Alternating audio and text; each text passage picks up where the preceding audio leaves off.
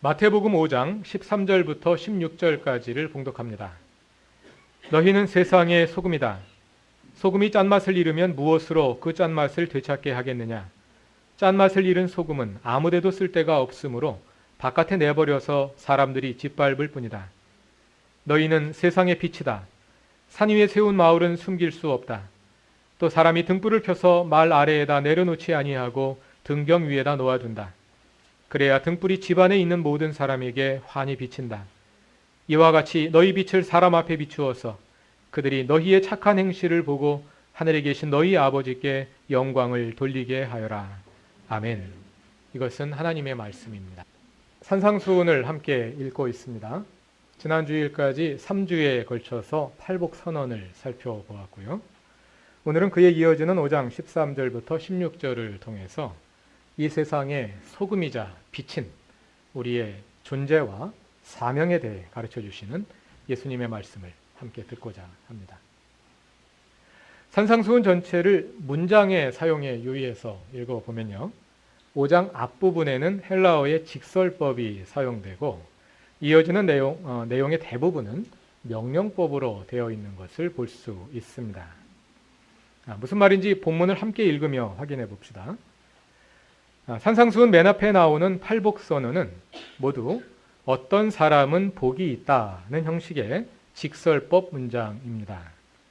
그리고 그에 이어지는 오늘의 본문 13절부터 16절도 너희는 세상의 소금이다. 너희는 세상의 빛이다. 하는 직설법 문장입니다. 국문법에는 직설법이라는 것이 없는데요. 근데 적절하게 대응시킬 만한 그게 없는 것 같아요. 아무리 머리를 굴려봐도요.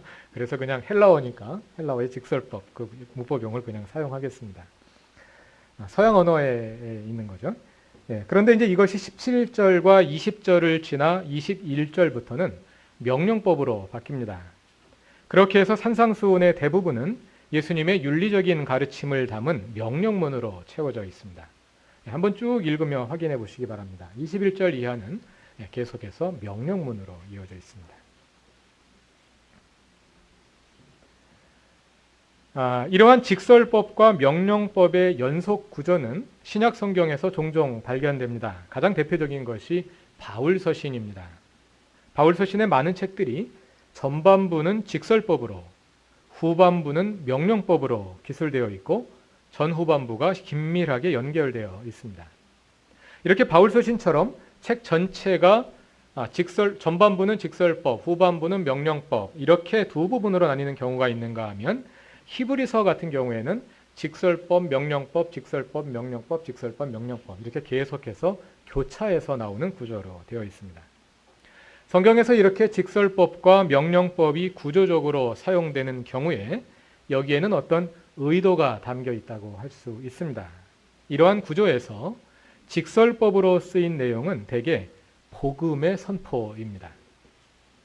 그것은 하나님께서 우리를 구원하셨다는 사실, 그래서 우리가 하나님의 백성이자 자녀라는 사실을 선포하는 것입니다. 그리고 그 선포에 기초해서 명령법으로 윤리적인 명령 또는 권고가 이어집니다. 이러한 구조를 신학적으로 설명해 보자면 우리를 구원하신 하나님의 은혜를 먼저 제시한 후에 그 은혜에 대한 우리의 삶의 응답을 요청하는 것이라고 할 수 있고요. 또 우리가 누구인지 그 존재를 먼저 보여준 다음에 그 존재답게 살 것을 권고하는 것이라고 할 수도 있습니다. 하나님의 은혜가 먼저이고 그에 응답하는 윤리적 책임이 반드시 뒤를 따릅니다. 존재가 먼저이고 그 존재에 맞는 윤리적 삶이 요구됩니다. 이 전체를 가리켜 믿음이라 합니다. 이러한 구조적 이해의 터에서 오늘의 본문인 마태복음 5장 13절부터 16절을 자세히 읽어보기로 합시다. 본문의 요지는 이것입니다. 너희는 세상의 소금이다. 너희는 세상의 빛이다. 우리가 이 말씀을 읽을 때 가장 먼저 유념해야 할 것은 앞에서 확인했듯이 이것이 명령법이 아니라 직설법, 즉 윤리적 명령이 아니라 복음의 선포라는 것입니다. 예수님은 우리에게 세상의 소금이 되어라, 세상의 빛이 되어라 이렇게 명령하시지 않습니다. 그게 아니라 예수님은 우리에게 너희는 이미 소금이다, 너희는 이미 빛이다 하고 선포하시는 것입니다. 우리에게 요구되는 것은 그저 소금으로 존재하는 것입니다. 그저 빛으로 존재하는 것입니다.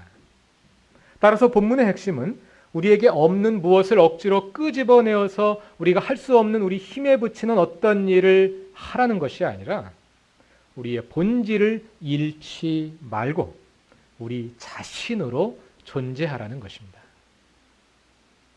본문 13절이 그것을 잘 보여줍니다. 너희는 세상의 소금이다. 소금이 그 짠맛을 잃으면 무엇으로 그 짠맛을 되찾게 하겠느냐. 짠맛을 잃은 소금은 아무데도 쓸 데가 없으므로 바깥에 내버려서 사람들이 짓밟을 뿐이다. 본문의 강조점은 우리가 어떻게 소금의 역할을 할 수 있는지 그 방법을 가르쳐주는 것이 아닙니다. 그에 앞서서 본문은 우리가 소금이라는 그 사실 자체에 주목합니다. 소금이 무엇입니까? 오늘날 과학자들에게 물으면 염소와 나트륨이 합성된 물질이라고 대답하겠죠. 그러나 고대인들, 그거는 현대인들의 대답이고요. 고대인들에게 소금이 무엇이냐고 물으면 아마 짠맛을 내는 물질이다 이렇게 대답할 것입니다. 소금의 본질은 짠맛입니다. 소금의 본질, 즉 소금의 짠맛이 오늘 본문의 초점입니다. 소금이 짠맛을 잃어버리면 그것은 이제 더 이상 아무것도 아니라는 것이죠.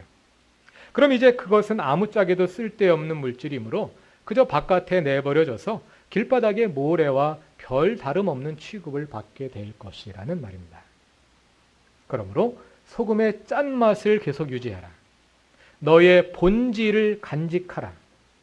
계속 하나님께서 창조하신 너 자신으로 머물러라. 그것이 본문의 메시지입니다.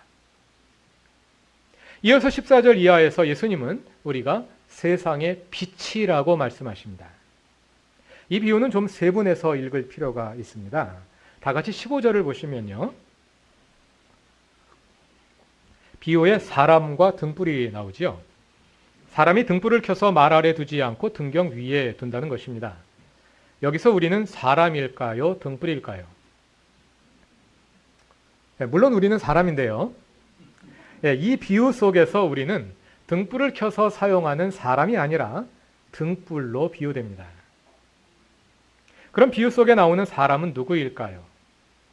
물론 이 비유는 어떤 사람이라고 특정하지 않았습니다. 그리고 원문에는 사람들이라고 복수형으로 나오기 때문에 불특정 다수가 다 여기에 포함될 수 있습니다. 그러나 이 비유를 하나님과 우리의 관계로 좁혀서 말하자면 등을 켜는 사람은 하나님이고 우리는 등불입니다. 이 비유의 요지는 우리 스스로를 등경 위에 올려놓아서 잘 보이게 만들어라 그런 뜻이 아닙니다.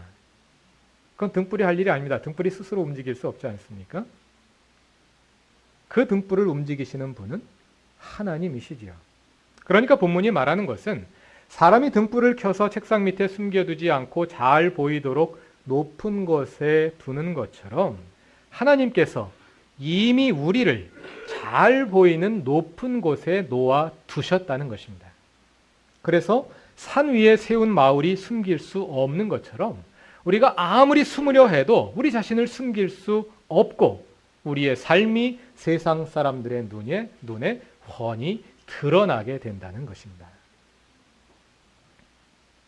여기서 우리가 유념해야 할 두 번째 포인트를 생각해 볼 수 있는데요. 많은 그리스도인들이 이 말씀을 교회가 착한 일을 하되 그 착한 일을 세상 사람들이 잘 볼 수 있도록 드러내고 광고하라는 뜻으로 읽는 경향이 있습니다. 그러다 보니까 이제 교회가 사회봉사를 하고 어려운 사람을 찾아가 도와주려고 해도 세상 사람들이 그 진정성을 인정해 주지 않으려고 합니다. 교회가 좋은 일을 하려고 하면 세상 사람들은 그것을 미끼라고 생각합니다. 그래가지고 결국 사람들 교회로 데려가려는 거 아니야? 이렇게 반응을 하는 거죠. 이것이 본문의 그릇된 해석으로부터 나타나는 부작용이라 할 수 있습니다. 그런데 16절은 아무리 읽어도 그런 뜻으로 읽을 여지가 많습니다. 다 같이 본문 16절을 읽어보겠습니다. 이와 같이 너희 빛을 사람에게 비추어서 그들이 너희 착한 행실을 보고 하늘에 계신 너희 아버지께 영광을 돌리게 하여라. 이 말씀에서 우리 빛을 사람 앞에 비춘다는 말은 곧 우리의 착한 행실을 사람들이 볼 수 있게 한다는 뜻이지요. 그렇게 병행되어 있으니까요. 그렇게 교회가 착한 일을 하고 있다는 사실을 사람들에게 알려서 세상 사람들이 교회에 나오게 하라는 뜻 아닙니까? 충분히 그렇게 읽을 여지가 있습니다. 그런데 헬라어 원문을 잘 읽어보면 그런 뜻이 아닙니다. 16절은 본문의 구조상 독특한 형태를 가지고 있습니다. 아까 말씀드리기를 산상수훈이 여기까지는 직설법 부분이라고 말씀드렸는데요. 16절은 그와 어울리지 않게 처음으로 명령법이 등장합니다. 우리말 번역에는 맨 마지막에 나오는 영광을 돌리라는 동사가 명령문으로 되어 있습니다. 그러나 원문으로 읽으면 16절 전반부에 빛을 비추라 이것이 명령문입니다. 그리고 후반부는 빛을 비추는 이유를 보여주는 목적절입니다. 이것을 원문에 가깝게 번역하면 이렇습니다. 사람들이 너희의 착한 행실을 보고 하늘에 계신 너희 아버지께 영광을 돌리게 되도록 너희 빛을 사람들 앞에 비추어라. 여기서 명령법으로 쓰인 비추어라 이 동사에 헬라어의 독특한 문법이 사용되고 있는데요. 그것은 3인칭 명령입니다. 명령은 원래 2인칭에게 하는 거죠. 그런데 헬라어와 라틴어에는 3인칭 명령이라는 것이 있습니다. 3인칭 명령이란 3인칭 대상에게 명령을 하는 것입니다. 우리말에도 3인칭 명령이 일상적으로 쓰입니다. 거기 뒷자리에 앉으신 분들 앞으로 나오세요. 이렇게 말하면요. 뒷자리에 앉으신 분들이라는 3인칭 대상에 대해서 명령을 하는 거죠. 성경에도 종종 쓰입니다. 요한계시록 2, 3장에 보면 소아시아 7교회에 편지를 보내면서 귀 있는 사람은 성령이 교회들에게 하시는 말씀을 들어라 하는 말씀이 여러 번 나옵니다. 귀 있는 사람이라는 3인칭 대상에게 명령을 하는 거죠. 또 우리가 지금 읽고 있는 산상수훈의 바로 다음 장인 마태복음 6장에는 주기도문이 나오는데요. 뜻이 하늘에서 이룬 것 같이 땅에서도 이루어지이다. 주의 뜻이 이루어지이다. 이 기도도 3인칭 명령문입니다. 주님을 향한 명령이 아니라 주의 뜻에 대한 명령인 거죠. 주의 뜻이 이루어지이다. 이런 것이 이제 3인칭 명령인데요.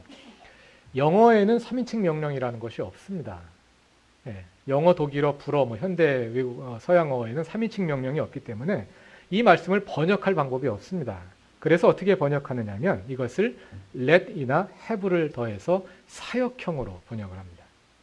그래서 오늘 본문의 경우에 비추어라 이게 3인칭 명령인데요. 이것을 번역할 방법이 없기 때문에 영어 성경들은 대부분 이 문장을 Let your light shine before men 이렇게 번역했습니다.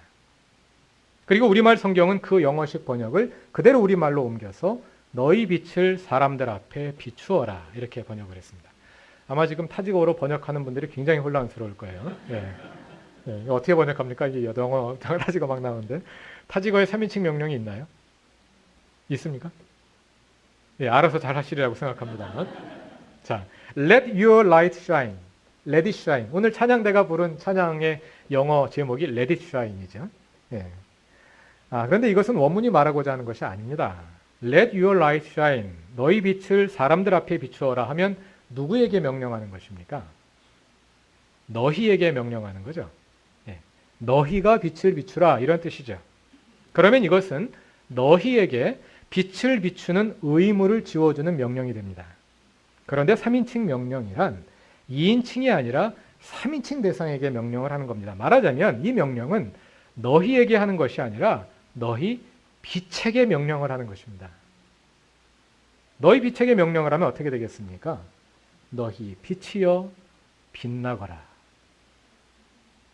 너희 빛이여 빛나거라. 이런 뜻입니다.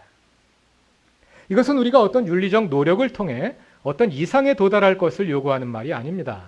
등불이 빛나기 위해서 무슨 노력을 합니까? 그냥 등불이 꺼지지 않고 등불로 존재하면 자연히 빛나는 것이지요.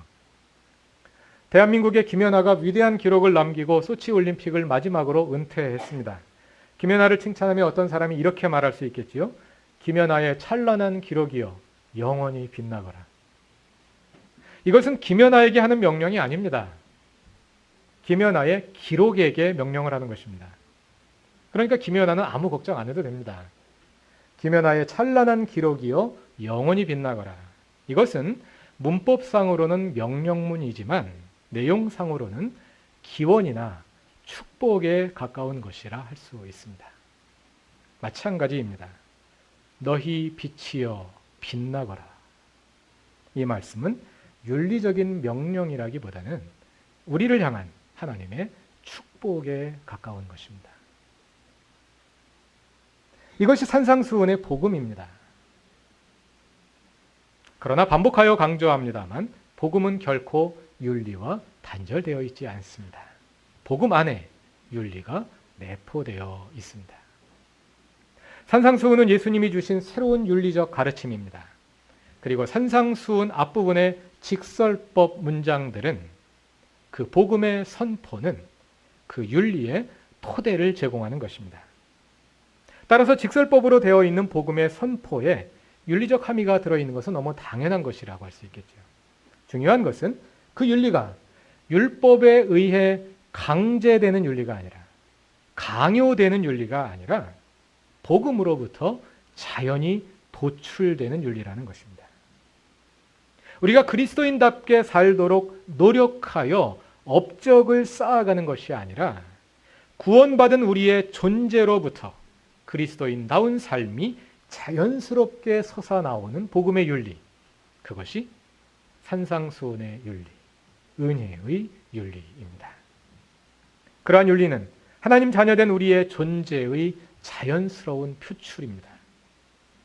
사실은 우리의 존재를 소금으로 비유했다는 사실, 빛으로 비유했다는 사실에 이미 윤리적인 함의가 들어있다고 할 수 있을 것입니다. 왜 하필이면 소금으로 비유하고 왜 하필이면 빛에 비유했겠습니까? 소금은 홀로 있어서는 아무런 의미를 갖지 못합니다. 소금 100톤을 창고에 쌓아두었다고 합시다. 창고에 쌓여있는 소금은 소금으로서의 의미가 없습니다. 소금은 단 한 공기의 밥이라도, 한 공기의 나물이라도 음식에 들어간 후에만 비로소 그 존재의 의미가 드러납니다. 등불도 마찬가지입니다. 사람이 등불을 켜는 것은 사람들이 있는 곳에 가져가기 위함입니다. 아무도 없는 곳에, 아무도 보지 않는 곳에, 또 아무도 오지 않을 곳에 등불을 켜놓은 걸 가리켜서 뭐라고 말합니까? 네, 에너지 낭비라고 말하지요. 등불은 사람이 있는 곳에서 비로소 의미를 찾게 되는 거죠. 따라서 우리가 세상의 소금이라는 선포는, 우리가 세상의 빛이라는 선포는 그 자체가 윤리적 함의를 가지게 되는 것인데, 중요한 것은 그 윤리적 함의가 실현되는 맥락입니다. 어디에서 우리의 가치가 실현되느냐 하는 것이죠.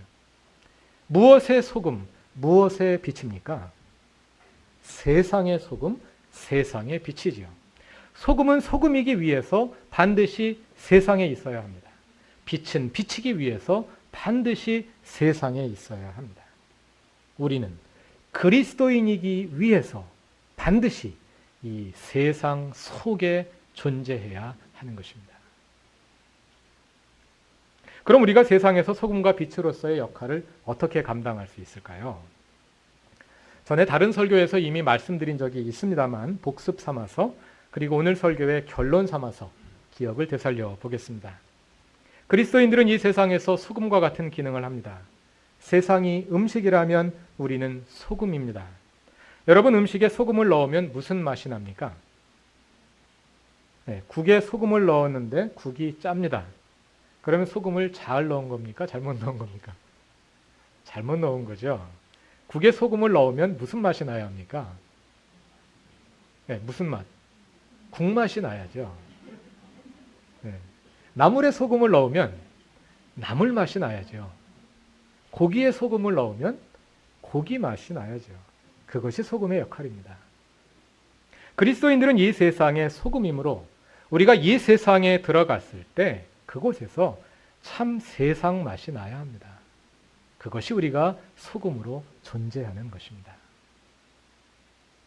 그리스도인들이 교육 현실에 들어가면 그곳에서 참된 교육이 이루어져서 단순한 입시 기계나 취업 기계가 아니라 진정한 인간이 만들어지고, 그리스도인들이 경제 현실에 들어가면 기업이 정직하게 운영되고 종업원들이 성실하게 일하며 소수의 탐욕이 아니라 모두의 행복이 추구되고, 그리스도인들이 정치나 법 현장에 들어가면 그곳에 정의가 실현되어 억울하게 피해보는 사람이 없고 낮은 곳에 있는 사람들의 현실과 입장이 주의 깊게 정책에 반영되고, 그리스도인들이 가정에 있으면 그 가정에 하나님 나라와 같은 평화가 이루어지는 것, 그것이 우리가 이 세상의 소금으로 존재하는 방식입니다.